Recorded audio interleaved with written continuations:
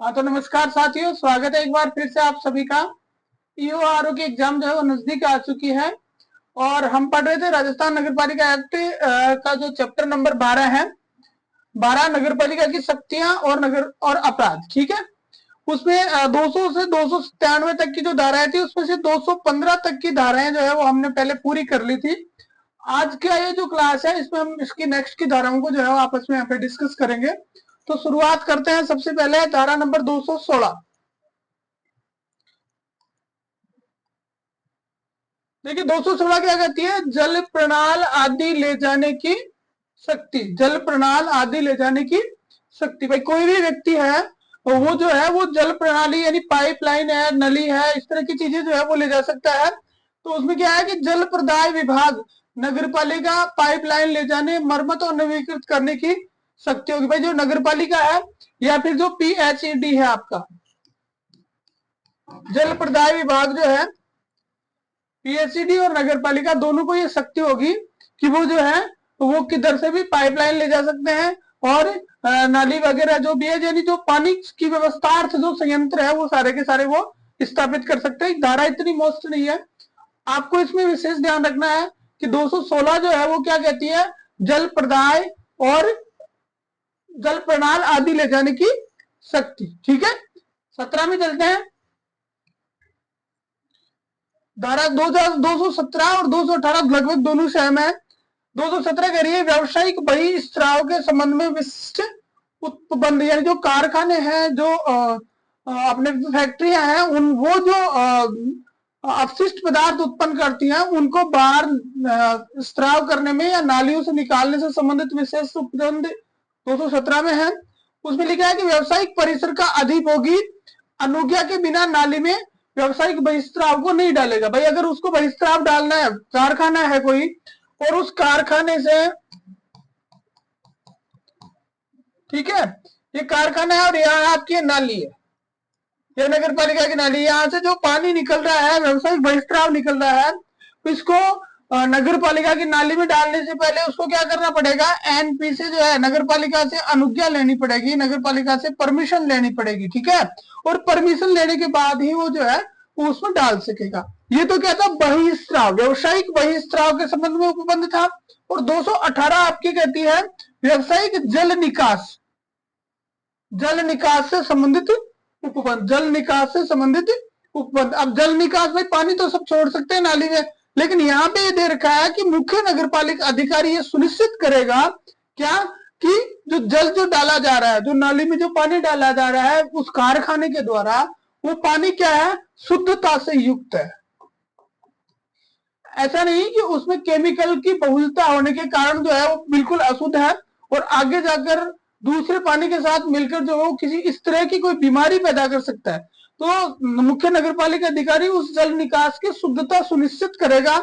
ठीक है, उसके बाद में वो अगर उसको लगता है कि गलत है तो वो नोटिस देकर उसको रुकवा सकता है, निस्सारण से पूर्व शोधन करवा सकता है, या सामग्री या आकार विवरण की नाली का निर्माण करवा सकता है। देखो 3 चीजें करेगा। पहली चीज वो शुद्धता का करेगा। 218 आपकी कह रही है व्यावसायिक बहिः जल निकास।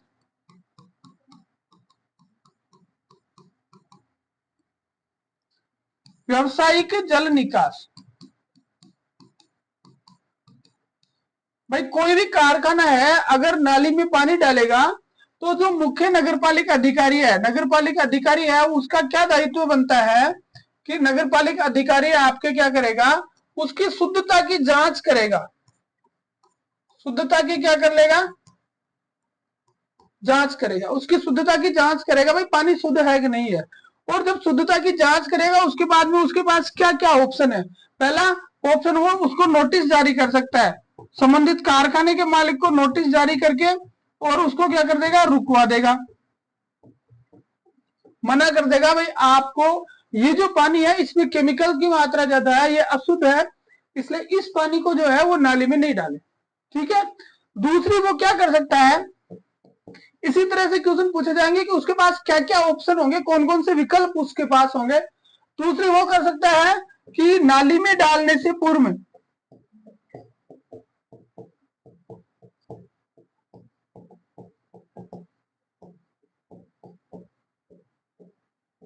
उसका क्या करेगा, शुद्धिकरण करेगा। भाई नाली में अगर पानी डालना है तो उसमें केमिकल्स वगैरह हैं, तो उससे पहले उनको शुद्ध करने की कोशिश करेगा।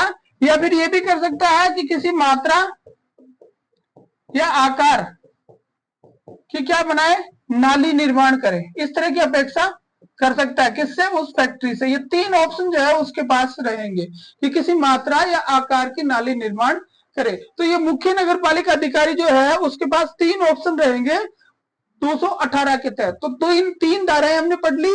218 व्यवसायिक जल निकास होगी। 217 की हमने बात करी, वो क्या था, व्यवसायिक बहिस्त्राव। देखो तीन धाराएं आपको इजीली याद हो जाएंगी। व्यवसायिक बहिस्त्राव के संबंध में विशिष्ट उपबंध थे, और 216 हमने पढ़ी थी। तो 216 आपकी क्या थी, जल प्रणाल ले जाने की शक्ति।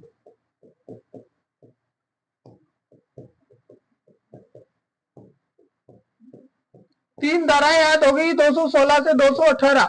216 जल प्रणाल ले जाने की शक्ति, 217 व्यवसायिक बहिस्त्राव के संबंध में विशिष्ट उपबंध, और 218 थी व्यवसायिक जल निकास के संबंध में विशिष्ट उपबंध। 16 और 17 इतनी मोस्ट नहीं है, 18 ज्यादा मोस्ट है, क्योंकि 18 में किस चीज की बात हो रही है, 18 में आपकी बात हो रही है कि नगर पालिका अधिकारी के पास कौन कौन सी शक्तियां होंगी, कौन कौन से विकल्प होंगे। 219 देखते हैं।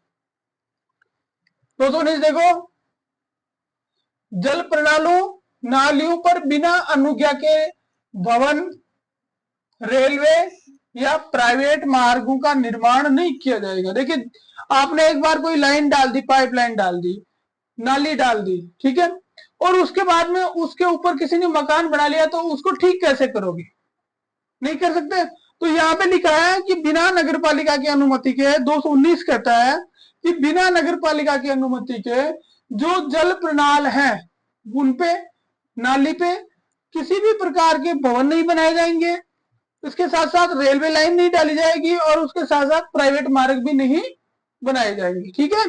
तो नगर पालिका की अनुज्ञा के बिना ये जो क्षेत्र है उन पे किसी प्रकार का कोई निर्माण नहीं होगा। पहली चीज ये ध्यान रखनी है। दूसरी क्या है कि अगर किसी ने कर लिया है तो नगर पालिका उचित कार्रवाई कर सकती है। नगर पालिका को लगता है ना भाई किसी ने निर्माण कर दिया, तो उसको तुड़वा सकती है, हटा सकती है, जो भी नगर पालिका को जो अच्छा लगे वो कार्रवाई नगर पालिका कर सकती है। और क्रियान्वती के उपरांत उपगत व्यय उत्तरदायी व्यक्ति से वसूला जाएगा। देखिए मान लीजिए कि ये काम किसी ने कर दिया और नगर पालिका ने उसको क्या किया, द्वारा 2 के तहत उसको हटाया, तो हटाने में जो खर्चा आया वो खर्चा किससे वसूला जाएगा, जो संबंधित व्यक्ति है जिसने ये कार्य किया है उससे वसूला जाएगा, ठीक है। तो 219 का आप ध्यान रखें, जल प्रणाल और नालियों पर बिना अनुज्ञा के जो है वो क्या नहीं किया जाएगा, भवन नहीं बनाए जाएंगे, रेल मार्ग नहीं बनाए जाएंगे, और प्राइवेट मार्गों का निर्माण भी नहीं किया जाएगा, ठीक है। कुछ भी इसमें जो है नहीं किया जाएगा।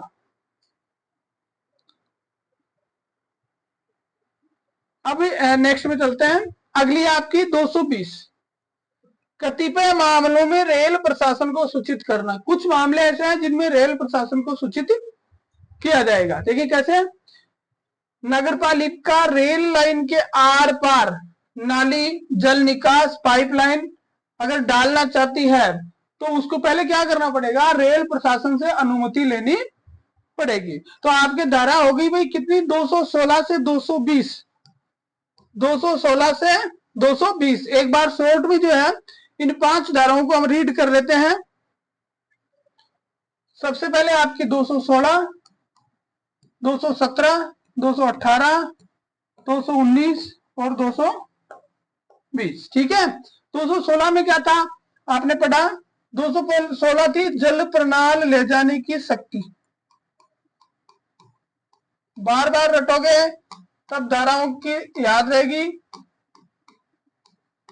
संविधान के अनुच्छेद की तरह धाराएं पूछी जाएंगी।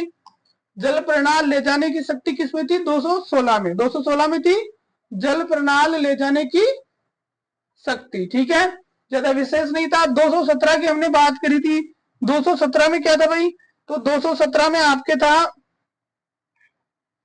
व्यावसायिक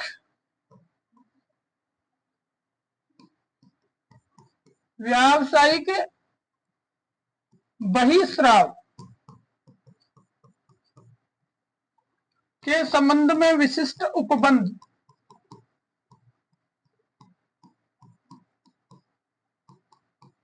व्यावसायिक बहिस्त्राव के संबंध में उपबंध था 217 में। 218 में इसको इन्होंने थोड़ा सा चेंज किया था, और चेंज करके क्या किया आपके ये किया कि 218 में इन्होंने कहा ये तो एज इट इज रहा, और यहां शब्द दे दिया जल निकास। यहां शब्द दे दिया क्या?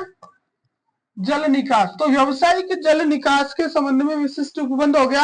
हमने यहाँ डिटेल से पढ़ा था नगर पालिका अधिकारी को कौन कौन से विकल्प इसमें है। 219 की अगर बात आई और 220 की बात आई, दोनों में रेल का नाम आया। 19 और 20 दोनों में हमने रेल चलाई। कैसे चलाई?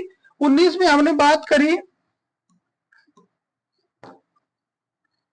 कि जल प्रणाल और नालियां, जल प्रणाल और नालियां जो है उनके ऊपर क्या नहीं किया जाएगा? रेल मार्ग, प्राइवेट मार्ग, रेल मार्ग, प्राइवेट मार्ग और भवन निर्माण। रेल मार्ग, प्राइवेट मार्ग और भवन निर्माण नहीं किया जा सकता। कब तक नहीं किया जा सकता? जब तक आप नगर पालिका से परमिशन नहीं लेता, और नगर पालिका ने परमिशन दे दी उसके बाद में कर सकते हो। बिना परमिशन अगर आप करते हो तो नगर पालिका उसको तोड़ेगी, और उस पे होने वाला व्यय जो है वो उत्तरदायी व्यक्ति से वसूला जाएगा। ठीक है। उसके बाद में नेक्स्ट था आपका 220। 220 में था कतिपय मामलों में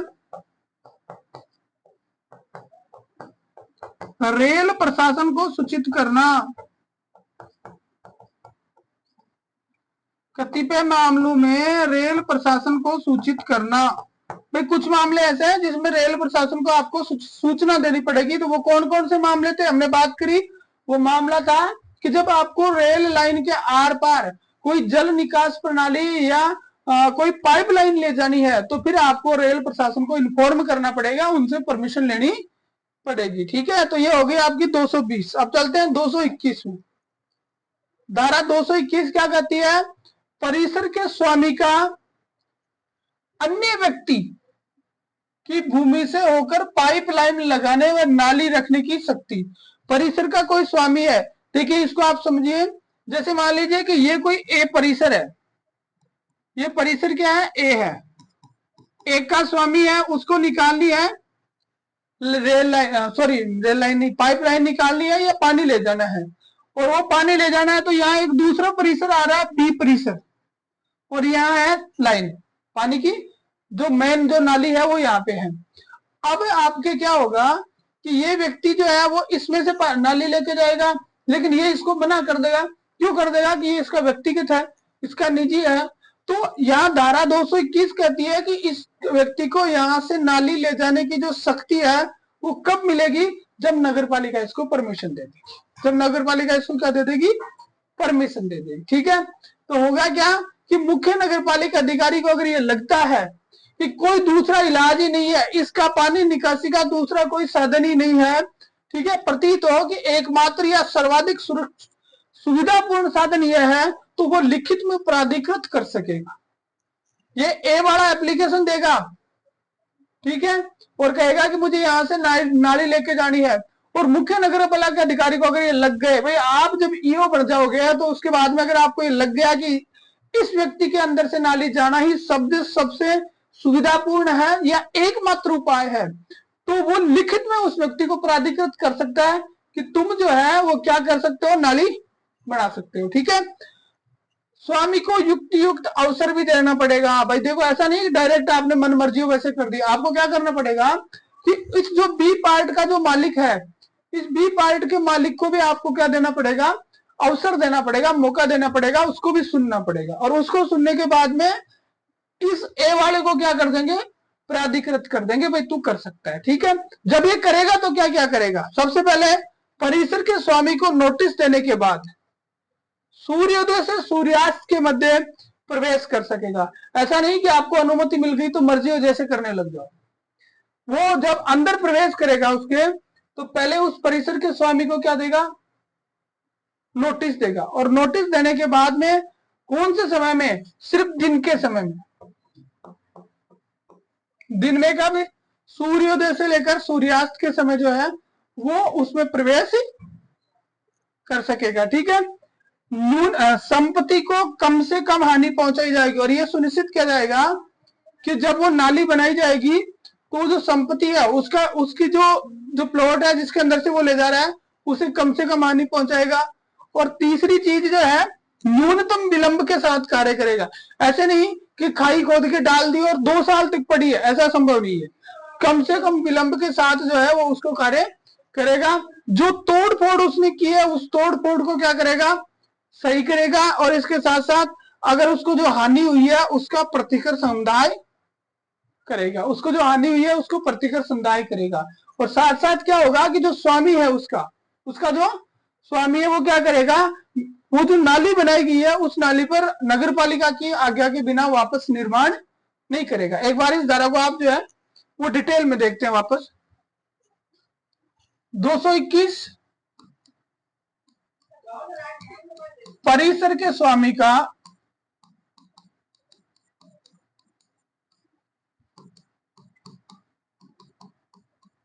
अन्य की भूमि से क्या क्या ले जाएगा? नाली या जल प्रणाल ले जाने की शक्ति। जल प्रणाल ले जाने की शक्ति। सबसे पहली चीज तो क्या थी कि अगर मुख्य नगरपालिका अधिकारी है, मुख्य नगरपालिका अधिकारी को यह लगता है कि ये जो काम है इसका एकमात्र या सर्वाधिक सुविधापूर्ण,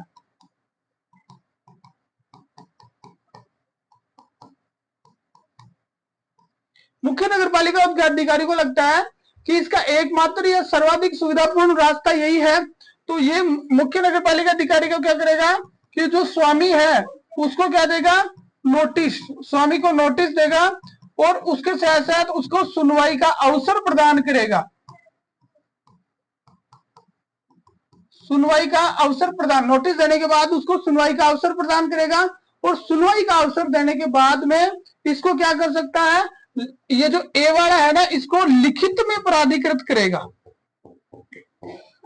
लिखित में प्राधिकृत करेगा। इसको लिखित में प्राधिकृत करेगा। जब इसको प्राधिकृत कर दिया गया है उसके बाद में ये क्या करेगा? ये जो मालिक है वो सूर्योदय से सूर्यास्त तक एंट्री करेगा।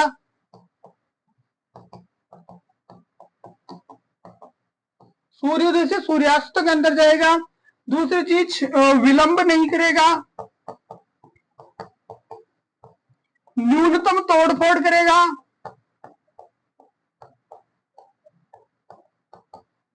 और अगर ये नाली बनाने में, ये पाइपलाइन डालने में उस स्वामी को कोई नुकसान हुआ है तो उसका क्या करेगा? ये भाई प्रतिकर संदाय करेगा। प्रतिकर संदाय करेगा। ये 4 चीजें आपको ध्यान रखनी है कि जो व्यक्ति नाली डाल रहा है, जो बना रहा है 221 के तहत, वो सूर्योदय से सूर्यास्त के बीच में ही प्रवेश करेगा, वो भी नोटिस देके। विलंब नहीं करेगा, जल्दी से काम पूरा करेगा, न्यूनतम नुकसान करेगा और अगर उसको कोई नुकसान हुआ है तो उसका प्रतिकर भी उसको संदाय करेगा। और इसके साथ साथ यह है कि मुख्य नगरपालिका अधिकारी क्या करेगा? तो बी जो स्वामी है उसके लिए भी ये निर्देश होगा कि बिना अनुमति या बिना अनुज्ञा पश्चातवर्ती भवन निर्माण नहीं करेगा।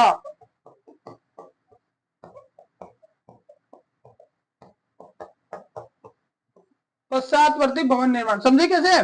कि अगर क्या इसने नाली बना दी, जल निकास प्रणाली लगा ली, तो उस ये जो बी वाला जो है ना इसको जब वैसे भी अनुज्ञा लेनी होती है, जब निर्माण करेगा तो उससे पहले वो है ना वो लिखित में मुख्य नगरपालिका अधिकारी से क्या ले लेगा? परमिशन लेगा।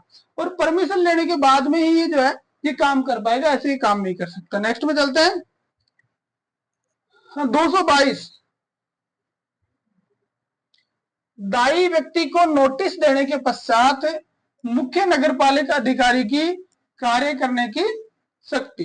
ठीक है, देखो यहाँ पे जो है वो साफ सफाई है, मल निकास के संबंध में प्रावधान है। किसके संबंध में? मल निकास के संबंध में प्रावधान है। ये 222 है, वो किससे रिलेटेड है? मल निकास से रिलेटेड है। ठीक है, तो अब आपको ध्यान रखना है कि 222 क्या कहती है कि जो व्यक्ति मल निकासी के लिए उत्तरदायी है उसको सबसे पहले क्या करेगी नगर पालिका? नोटिस देगी। नगर पालिका उसको क्या देगी? नोटिस देगी। और नोटिस देने के बाद में अगर वो काम नहीं करता है तो नगर पालिका क्या कर देगी? कार्य करेगी। और नगर पालिका कार्य करके जो खर्चा आएगा वो उस व्यक्ति से वसूल करेगी। 222 आपकी यही कहती है कि कोई व्यक्ति मल निकास या मल वहन के लिए उत्तरदायी है तो नगर पालिका उसको नोटिस देकर सुनिश्चित कार्य अवधि में निश्चित समय बताएगी, उसके अंदर जो है उसको कहेगी कि भाई आप जो है ये जो मल निकास वाला ये कार्य संपूर्ण करो, पूरा करो। अगर नहीं करता है तो नगर पालिका अधिकारी जो है वो उस काम को पूरा करवाएगा। इस काम को करने में जो खर्चा लगा है, जो उपगत व्यय है, वो उस व्यक्ति से वसूला जाएगा। और साथ साथ ये जो वसूलने का जो तरीका है ना वो भू राजस्व बकाया के रूप में वसूला जाएगा। ये भी मोस्ट चीज है। लैंड रेवेन्यू एक्ट 1956 जो है उसके तहत राजस्व की जो वसूली के जो प्रकार है उसके तहत ये देना उस तरीके से इसका वसूला जाएगा। ठीक है, तो दायी व्यक्ति को नोटिस देने के बाद में नगर पालिका की कार्य करवाने की शक्ति। 221 में हमने क्या पढ़ा? 221 में हमने पढ़ा कि परिसर के स्वामी को अन्य व्यक्ति की भूमि से जल निकास व नाली ले जाने की शक्ति। ठीक है, 21 और 22 होगी। 20 तक हमने पूरा डिटेल में पढ़ लिया। अब 23 में चलते हैं। धारा 223 कहती है कार्य का अनुज्ञप्तिधारी प्लम्बर से करवाया देना। भाई जल निकास से संबंधित कोई कार्य, फिटिंग से संबंधित कार्य है तो उसके लिए हर किसी से नहीं करवा सकते। उसके लिए नगर पालिका क्या देती है? अनुज्ञप्ति देती है। हम क्या कहें? लाइसेंस देती है। हम क्या कह सकते हैं उसको? लाइसेंस। कुछ शब्द होते हैं हिंदी में अच्छे नहीं लगते, अंग्रेजी में अच्छे लगते हैं, सब उसी का यूज करते हैं। तो नगर पालिका जो है ना अपने क्षेत्र में निश्चित एरिया के लिए जो है प्लम्बरों को लाइसेंस देगी और ये जो कार्य करवाए जाएंगे उन प्लम्बरों से ही करवाए जाएंगे। नगर पालिका अनुज्ञप्ति प्रदान करेगी, नगर पालिका उनको लाइसेंस देगी। अनुज्ञप्तिधारी प्लम्बर से भिन्न कोई व्यक्ति कार्य नहीं करेगा और ये जो फिटिंग्स के कार्य करवाए जाएंगे वो उस रजिस्टर्ड जो लाइसेंस शुदा जो प्लम्बर है उसी से करवाए जाएंगे। उसके अलावा किसी से भी जो है ये कार्य नहीं करवाए जाएंगे। ठीक है, मुख्य नगर पालिका अधिकारी की राय में अगर कोई काम मामूली प्रवृत्ति का, नॉर्मल सा काम है, थोड़ा नल खराब हो गया छोटा सा, ठीक है, तो उसके लिए अनुज्ञप्ति वाले को ढूंढने की जरूरत नहीं है, इसके लिए तो आसपास से कर सकते हो। कहने का मतलब जल निकास प्रणाली बनाने के लिए कोई जो बड़ा कंप्लीट सिस्टम आपको सेटअप करना है ना उसमें आपको लाइसेंस शुदा प्लम्बर चाहिए और उसको लाइसेंस प्रदान करने का कार्य कौन करेगी? उसको लाइसेंस प्रदान करने का कार्य नगर पालिका करेगी। ठीक है, तो उसी से काम कराओगे। लेकिन मुख्य नगर पालिका अधिकारी की राय में यह होता है कि ये तो छोटा सा काम है तो वो अनुज्ञप्ति दे सकता है, हर किसी से भी आप करवा सकते हो। ठीक है, नेक्स्ट में है नगर पालिका निम्न उपबंध कर सकेगी। अब नगर पालिका देखो क्या क्या करेगी। नगर पालिका अनुज्ञप्तिधारी प्लम्बरों के नियोजन की शर्तें निर्धारित कर सकेगी। ऐसा नहीं कि कोई अपने आप जो है ना वो मन मर्जी से दरें ले रहा है, कैसे कैसे आ रहा है। ठीक है, उसके कर्तव्य, उत्तरदायित्व और मार्गदर्शन का निर्धारण करेगी। उसके साथ साथ उसको क्या चार्ज दिया जाएगा, संबद्ध प्रभार का निर्धारण भी नगर पालिका करेगी। अगर उसके खिलाफ कोई शिकायत है तो उस शिकायत का निस्तारण करेगी और अगर उल्लंघन पाया जाता है तो नगर पालिका उसका जो लाइसेंस है उसका क्या कर देगी? रद्दकरण कर देगी, उसका लाइसेंस निरस्त कर देगी। तो कुल मिलाकर 223 आपको कहती है भाई जो काम करवाया जाएगा वो अनुज्ञप्तिधारी प्लम्बर से करवाया जाएगा। अनुज्ञप्ति कौन देगा? नगर पालिका देगी। उसके साथ साथ नगर पालिका अधिकारी को लगता है कि काम छोटी प्रवृत्ति का है तो वो किससे करवा सकता है? तो वो ये जो कार्य है वो अन्य व्यक्ति से भी करवाया जा सकता है। फिर दूसरी चीज आती है कि नगर पालिका क्या क्या करेगी। तो अनुज्ञप्ति देगी, उनके कर्तव्य का निर्धारण करेगी, नियोजन की शर्तें निर्धारण करेगी, उसके साथ साथ उसको संदत्त किए जाने वाले प्रभारों का निर्धारण करेगी, फिर उससे संबंधित सारे काम जो है वो नगर पालिका निर्देशित करेगी और कोई व्यक्ति, कोई प्लम्बर उसका उल्लंघन करता है, कोई प्लम्बर उसका उल्लंघन करता है, तो क्या होगा, नगर पालिका उसके लाइसेंस को क्या कर देगी, रद्द कर देगी, उसके लाइसेंस का रद्दीकरण कर देगी। तो 223 क्या कर रहा है, कार्य का अनुज्ञप्तिधारी प्लम्बर से करवाना। 21 था परिसर में से नाली लेके जाना।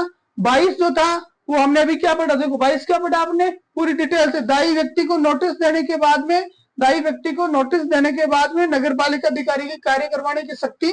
और 23 है आपका कार्य का अनुज्ञप्तिधारी प्लम्बर से करवाया जाना। अब धारा 24 कहती है कतिपय कार्यों का प्रतिषेध, कतिपय कार्यों का प्रतिषेध। भाई कुछ काम ऐसे होंगे जो प्रोहिबिटेड होंगे, उनको नहीं करना है।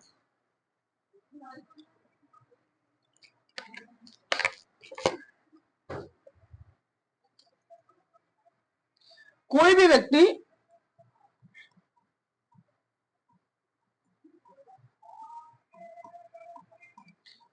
व्यक्ति इनमें से ये कार्य नहीं करेगा। कौन कौन से कार्य नहीं करेगा, कार्यों को विरूपित नहीं करेगा या नष्ट नहीं करेगा। नगर पालिका के किसी कार्य को विरूपित या नष्ट नहीं करेगा। ठीक है, उपकरणों को जानबूझकर नहीं तोड़ेगा, कोई उपकरण है तो उनको जानबूझकर नुकसान नहीं पहुंचाएगा। जल संक्रमण को बाधित नहीं करेगा, ये जन नहीं है जल है। ठीक है, पानी की प्रणाली को एग्जिस्टेंस के लिए जो प्रावधान है उनमें किसी प्रकार की बाधा उत्पन्न नहीं करेगा। विद्युत पारेषण लाइन जो है, जहां से विद्युत का ट्रांसमिशन होता है, उन लाइनों को नहीं तोड़ेगा। नाली में प्लास्टिक या अपशिष्ट पदार्थ नहीं फेंकेगा। कर्मचारी, अगर कोई नगर पालिका कर्मचारी काम कर रहा है तो उसको किसी प्रकार की बाधा नहीं पहुंचाएगा। जल संक्रमण में स्नान या कपड़े धोना या पशु को नहलाने का कार्य नहीं करेगा। अब देखो ये 24 में, धारा 224 में इतने कामों को प्रतिषेध किया गया, ये काम आप नहीं कर सकते। तो बेसिक सी कॉमन सी बात है इसमें, आपको ये याद रखना है कि ये काम जो आपको खुद को लगता है कि यार गलत है, कोई किसी नाली में प्लास्टिक डालते हो आप तो गलत ही है। आप उस जगह जहां लोग पानी भरते हैं वहां पे आप क्या करते हो, वहां पे आप बर्तन धो रहे हो या कपड़े धो रहे हो या अपने पशु को नहला रहे हो, तो ये गलत है। तो ऐसे कार्य कोई भी व्यक्ति जो है वो नहीं करेगा। धारा 224 ये कहती है। ठीक है, 224 हो गई। 225 देखो, यहां से थोड़ा अपशिष्ट प्रबंधन से संबंधित बात आ गई।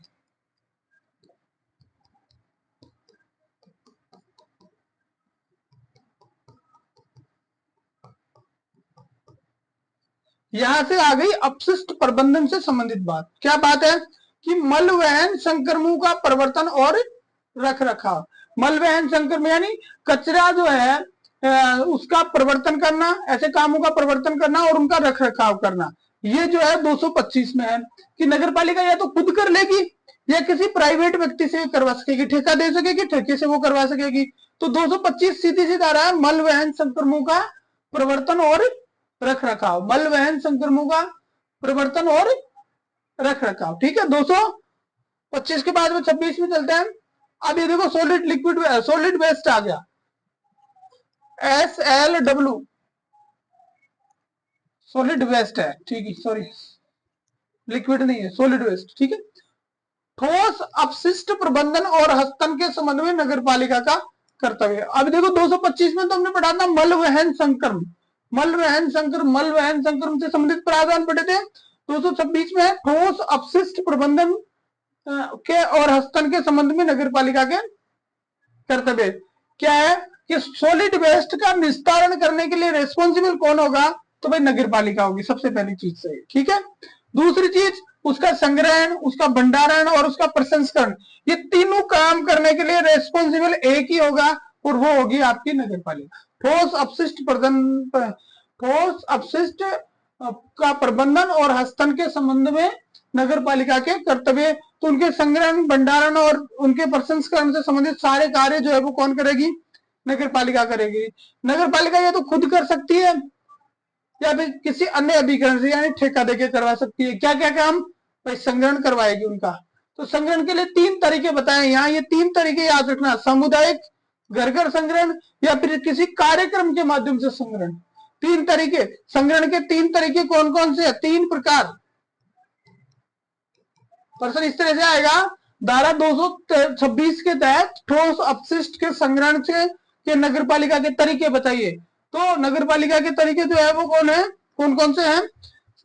सामुदायिक, घर घर और कार्यक्रम से। सामुदायिक संग्रहण, घर घर संग्रहण और कार्यक्रमों से संग्रहण। सॉलिड वेस्ट को दैनिक आधार पर या नियमित रूप से हटाएगी नगर पालिका। ये सुनिश्चित करेगी कि जो ठोस अपशिष्ट है उसको दैनिक आधार पे या नियमित रूप से उसको हटाने का प्रबंध करेगी।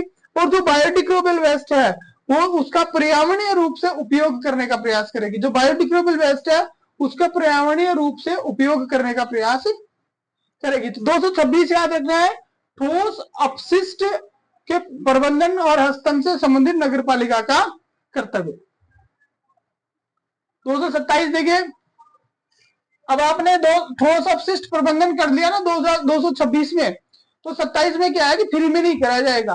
फ्री में नहीं किया जाएगा, उसका बिल बनाना और प्रभार संग्रहण करना, यानी उसके लिए कुछ ना कुछ लोगों से वसूला जाएगा। आप तो कचरा उठा रहे हो तो कचरे के लिए कुछ ना कुछ लोगों से वसूला जाएगा। कि ठोस अपशिष्ट प्रबंधन, बिल बनाना और प्रभार का संग्रहण करना। बिल बनाना और प्रभार का संग्रहण 226, ठीक है, सॉरी 227।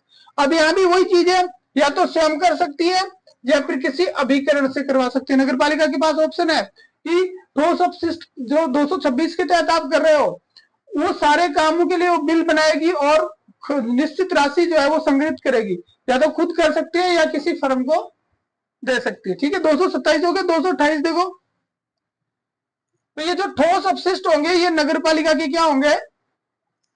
संपत्ति होंगे। ठोस अपशिष्ट होंगे वो नगर पालिका की संपत्ति होंगे। ठीक है, समस्त जमा ठोस अपशिष्ट नगर पालिका की संपत्ति होगा और वह उनका उचित तरीके से निपटान कर सकेगी। समस्त ठोस अपशिष्ट नगर पालिका की संपत्ति होंगे और नगर पालिका जिस तरह से समझे उनको उचित तरीके से उनका निपटान संभव कर सकेगी। ठीक है, 229 देखो, धारा 229 करिए, ठोस अपशिष्टों के व्ययन हेतु स्थान नियत करना। नगर पालिका जो है वो क्या करेगी कि जितने भी ठोस अपशिष्ट हैं उनके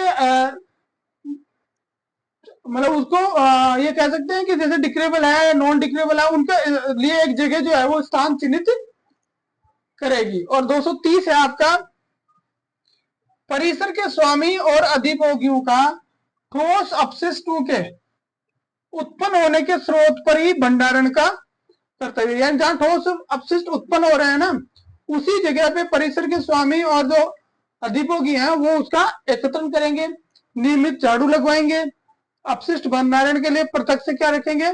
पात्र रखेंगे। और ये पात्र की टाइप यहाँ पे दी रखी है कि कौन कौन से प्रकार के पात्र होंगे, ये यहाँ पे दिया गया है। तो कार्बनिक और जैव निम्नीकरणीय एक में आएगा घरेलू परिसंकट में अपशिष्ट। ठीक है, और ये जो पात्र होंगे इन पात्रों को अच्छी दशा में व्यवस्थित रखा जाएगा। समस्त अपशिष्टों का सामुदायिक कचरा पात्र में डालना सुनिश्चित किया जाएगा। ये काम कौन करेगा? ये जो 30 के तहत 230 के तहत जो परिसर के जो स्वामी या अधिभोगी हैं वो सुनिश्चित करेंगे कि पात्र रखेंगे अलग अलग, और उन पात्रों में जो कचरा होगा उस कचरे को क्या करेंगे? सामुदायिक जो कचरा पात्र हैं उनमें डालना भी सुनिश्चित करेंगे। नगर पालिका उन सामुदायिक कचरा पात्रों से जो है वो अपना ये सारा का सारा कचरा उठा के, और 229 के तहत उन्होंने जो स्थान नियत किया था उस नियत स्थान पे वो डाल देगी। तो एक बार देखते हैं सभी धाराओं को। 25 से स्टार्ट हो अपना।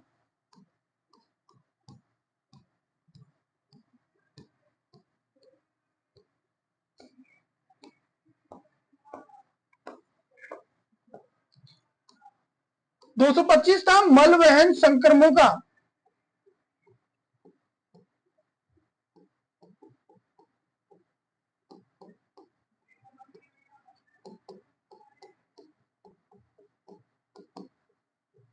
मल वहन संक्रमणों का प्रवर्तन था आपका 225। ठीक है, सीधा सा हमने पढ़ा तो ज्यादा विशेष नहीं था। 226 में था ठोस अपशिष्ट प्रबंधन।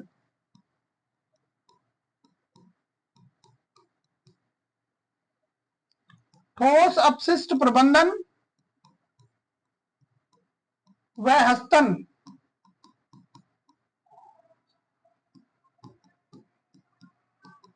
संबंधित नगर पालिका के कर्तव्य। भाई इसमें हमने क्या पढ़ा, इसमें हमने ये पढ़ा कि नगर पालिका ठोस अपशिष्ट का संग्रहण करेगी। ठीक है, 3 प्रकार के तरीके बताए, सामुदायिक कर सकती है, घर घर से कर सकती है, या कार्यक्रमों के माध्यम से कर सकती है, स्वयं कर सकती है, किसी अभिकरण के माध्यम से करवा सकती है। ये सारी चीजें हमने इस पर डिटेल में देखी। किसमें? 226 में। 227 में क्या था? 227 में आपके ये था, 227 में इन्होंने सीधा सा लिखा था, ये जो ठोस अपशिष्ट का आप प्रबंधन कर रहे हो उसका बिल बनाना, बिल बनाना और प्रभार संग्रहण, प्रभार संग्रहण, बिल बनाना और प्रभार संग्रहण की बात करी। भाई नगर पालिका फ्री में नहीं करेगी, नगर पालिका पैसे लेगी, उसके लिए बिल बनाएगी और प्रभार जो है उनको एकत्रित करेगी। इसके लिए नगर पालिका के पास 2 ऑप्शन है, खुद कर सकती है या संबंधित किसी अभिकरण से करवा सकती है, ठेके पे दे सकती है। 228 में हमने पढ़ा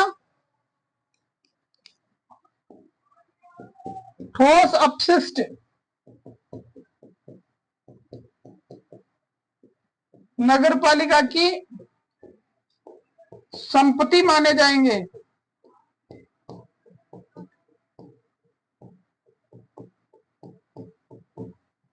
ठोस अपशिष्ट जो है वो क्या होगा? नगर पालिका की संपत्ति माने जाएंगे। ये चीज हमने पढ़ी। 229 में हमने पढ़ा स्थान नियत करना।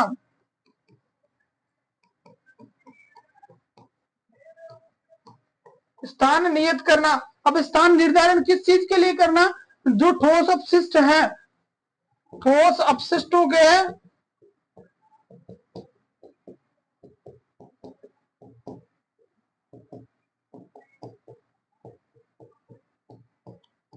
व्ययन हेतु, ठोस अपशिष्टों के व्ययन हेतु स्थान का निर्धारण करना 228 में था, सॉरी 229 में था। 230 में हमने किस चीज की बात करी? 230 में आपने बात करी कि भाई जो नगर पालिका है उस क्षेत्र के जो परिसर है, परिसर के स्वामी या अधिभोगी, परिसर के जो स्वामी और अधिभोगी हैं उनके कर्तव्यों के बारे में हमने बात करी कि भाई ये क्या करेंगे। इस परिसर के स्वामी और अधिभोगी जो हैं वो अपने वहां पे कचरा पात्र रखेंगे, नियमित रूप से झाड़ू लगाएंगे, साफ सफाई रखेंगे और ये सुनिश्चित करेंगे कि जो कचरा है वो कचरा कहां डाला जाएगा? सामुदायिक कचरा पात्रों में।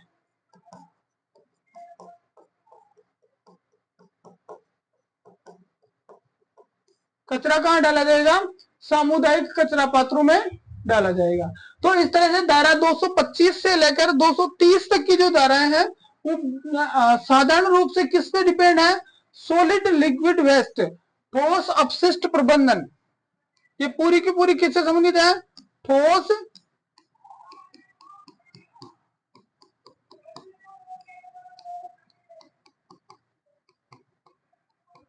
ठोस अपशिष्ट प्रबंधन। 225 से लेकर 230 तक धाराएं किससे संबंधित है? ठोस अपशिष्ट प्रबंधन से। आप यहां से ये भी याद रख सकते हैं भाई 225 से 30 ठोस अपशिष्ट है, अगर कुछ नहीं आ रहा है तो आपका तुक्का जो है वो इसमें सही जा सकता है। ठीक है, नेक्स्ट में चलते हैं। 231 सहकारी आवासन सोसाइटी। ठीक है, आजकल जो मार्केट में सोसाइटियां बनी होती है ना, पट्टा देती है, अपार्टमेंट और स्वामी के संगम के कर्तव्य। तो ये जो सहकारी आवासन सोसाइटी होती है, सोसाइटी के माध्यम से जो लैंड के पट्टे दिए जाते हैं, कॉलोनी डेवलप की जाती है, या कोई अपार्टमेंट का स्वामी है या संघ बना रखा है, हमने कहा ना कॉम्प्लेक्स बने होते हैं उनके संघ बने होते हैं, पीछे पटा, तो उनके क्या क्या कर्तव्य है? तो उनके कर्तव्य होंगे कि ठोस अपशिष्ट के भंडारण के लिए सामुदायिक कचरा पात्र या थैलियां उपलब्ध करवाएंगे। ये जो अपने लोगों को क्या करेंगे? ठोस अपशिष्ट के भंडारण के लिए सामुदायिक कचरा पात्र और थैलियां जो है वो उपलब्ध करवाएंगे। ठीक है, 232 जो धारा है, 232 में है प्रतिषेध।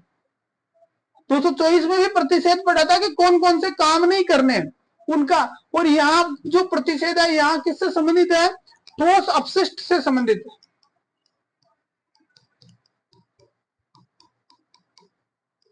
यहाँ जो प्रतिषेध है 232 में वो किससे रिलेटेड है? ठोस अपशिष्ट से रिलेटेड है। तो क्या है कि भाई कोई भी व्यक्ति सार्वजनिक स्थान पर ठोस अपशिष्ट नहीं फैलाएगा, कोई भी व्यक्ति जो है वो कचरा नहीं फैलाएगा, सीधी सी बात है। दूसरी चीज, कूड़ा करकट जो है वो सार्वजनिक मार्गों या स्थानों पर गंदगी नहीं फैलाएगा और ना ही किसी को फैलाने देगा। आप देख रहे हो आपके सामने कोई फैला रहा है और आप उसको रोकते नहीं हो, टोकते नहीं हो, तो आप भी बराबर के भागीदार हो, ठीक है। और मृत जानवरों के शव को नियत स्थान पर डालेगा, और ये नहीं कि कोई जानवर मर गया तो निकाल के बाहर फेंक दिया, मृत जानवर जो है उनके शव को भी निश्चित स्थान पर डालेगा। तो इस तरह से ये 3 कामों का इसमें 232 में क्या किया गया, प्रतिषेध किया गया। भाई ये काम जो है वो कोई व्यक्ति नहीं करेगा। अगर कोई व्यक्ति ये करेगा तो नगर पालिका उस पर जुर्माना आरोपित कर सके, नगर पालिका उस पर क्या लगाएगी, जुर्माना लगाएगी। 232 में हम 231 में हमने क्या देखा एक बार कि सहकारी आवासन सोसाइटी और अपार्टमेंट के जो संगम है उनके क्या क्या कर्तव्य हैं। तो भाई कचरा पात्र वगैरह से संबंधित बात है उसमें हमने की। 232 में हमने किया कि प्रतिषेध कौन कौन से कार्यों का, कचरा नहीं फैलाने का, कोई भी व्यक्ति कचरा नहीं फैलाएगा, ये प्रतिषेध। अगर 31 और 32 के तहत कोई कचरा फैला रहा है तो 233 में उसके लिए प्रावधान कर दिया किस चीज का, शास्ति का। 233 है मार्गों को गंदा करने या ठोस अपशिष्ट जमा करने पर दंड, मार्गों को गंदा करने या सॉलिड लिक्विड वेस्ट जमा करने पर दंड, कि 500 रुपए उस पर मौके से वसूले जाएंगे। कोई व्यक्ति कचरा डाल रहा है तो 500 रुपए जो है उस व्यक्ति से वहीं पे मौके पे ही कहे भाई 500 रुपए दे दे, रसीद काट के देनी है, ठीक है। 500 रुपए उससे मौके पर ही वसूले जाएंगे। या 233 में हो गया दंड। अब 34 और 35 दो साधारण सी धाराएं हैं, जैव चिकित्सा अपशिष्ट, ठीक है, और परिसंकट में अपशिष्ट। दोनों चीजों के लिए एक ही बात है कि नगर पालिका जो है वो खुद या किसी अभिकरण के माध्यम से उनका संग्रहण व्ययन जो भी करना है, उनको नष्ट करने का जो भी काम है वो नगर पालिका करवा सकेगी। तो 31 से 35 तक आप एक बार फिर देखो, 31 में था सहकारी आवासन सोसाइटी वाला, 32 में प्रतिषेध था, 33 में आपके था शास्ति, और 34 में था जैव चिकित्सा अपशिष्ट, और 235 में था परिसंकट में अपशिष्ट। 235 में था परिसंकट में अपशिष्ट। दोनों के लिए नगर पालिका के पास प्रावधान है कि वो या तो स्वयं करे या फिर किसी अभिकरण के माध्यम से करवाए। तो आज की क्लास में हम यही धाराएं कवर करेंगे। नेक्स्ट क्लास जो है उसके अंदर जो है आगे की धाराओं पर हम विचार करेंगे। Thank you very much.